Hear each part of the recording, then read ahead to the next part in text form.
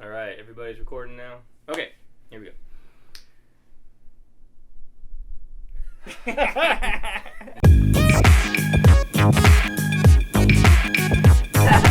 Hey, welcome to Timmy's Toy Box. I'm Tim, and I'm joined by my good friends from work today to have a special edition vintage Star Wars videocast. So, to my right here, we've got John and Joe and David. Behind the cameras, we got Justin and Juan. They might jump in sometimes.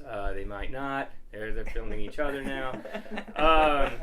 So Timmy's Toy Box is all about grown men geeking out over toys, and that's what we're going to do tonight. So I recently visited my parents' house and went down in the basement and found some boxes of Star Wars toys that I packed up about 20 years ago, stuff that I played with about 30 years ago. So we're going to just open these guys up and see what's inside. I don't remember what's in a couple of them. I already know what's in this one because it was already open when I found it. These are small little items to get started with, but I thought they were pretty fun. Awesome. I got these little wind-ups. Right, I got a key, turn the key, and he actually walks. Whoa. Or slides depending on the surface. Awesome. That's cool. I feel bad for all like the stop motion guys. This one isn't working as well. It's a little sticky, but it walks too. That's awesome.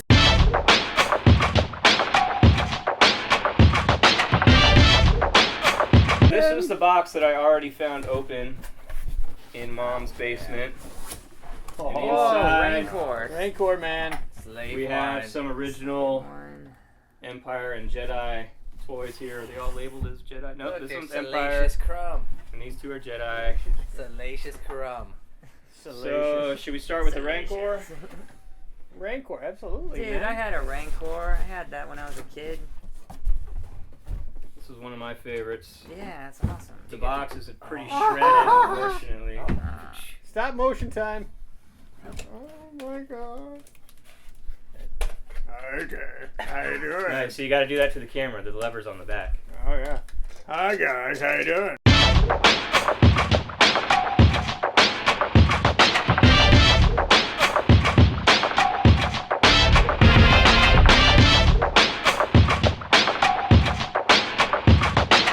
And with it, I would always play with, the Jabba the Hutt set, of course. Oh, you know what would be awesome is if you got like some of that when you were a kid, if you like had like some of that slime that you could get at like 25 cents And it came out of his mouth. and just like stuck in his mouth like So what I would do is I would have... Salacious Yeah, Crumb. he's there. There he is.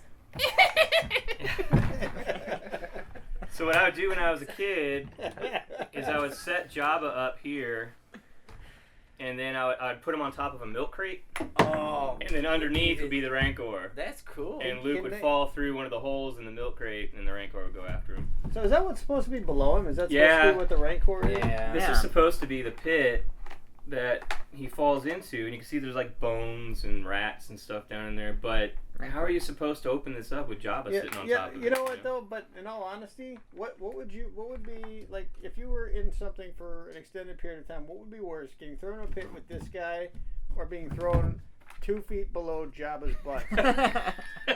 I mean, that to me would be a fate worse than death. I'd be like, give me the Rancor.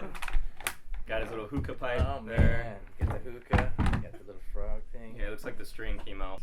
But I guess when you twisted Jabba's torso, his Yeah, it tail wiggles would his, whip. it wiggles his tail. It wiggles his tail, so he That's could cool. he could knock someone over with it. Oh, this is very cool Ooh, stuff, shoot, man.